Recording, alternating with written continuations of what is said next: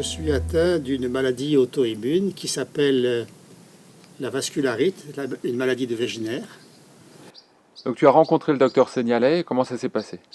Je l'ai rencontré d'abord en consultation à l'hôpital Saint-Éloi de Montpellier en juin 99.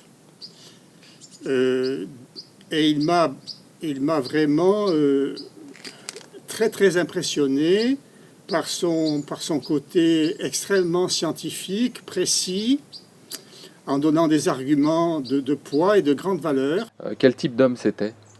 D'abord, c'était un grand scientifique qui s'appuyait sur le réel. Bien sûr, il avait élaboré une théorie, comme tous les scientifiques qui veulent innover.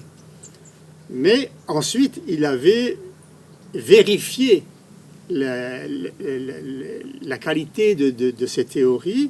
La preuve, c'est qu'il a soigné 2500 patients et il a pris le soin très rigoureux de noter ces résultats dans des tableaux qui se trouvent dans son livre, bien sûr, à la page 270, 271 et 272.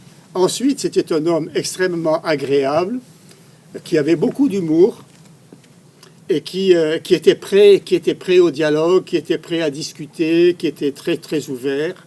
Et un mot pour conclure? Donc, il me semble essentiel que les médecins de la première médecine allopathique reconnaissent les bienfaits des autres médecines quand il y en a.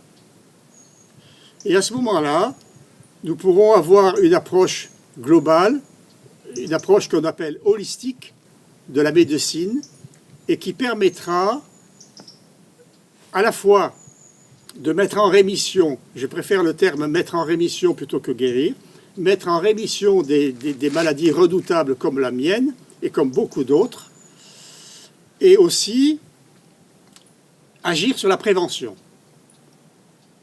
Parce qu'il est pour moi une évidence que si tout le monde avait adopté un régime ancestral ou proche du régime ancestral, il y aurait beaucoup moins de maladies de civilisation.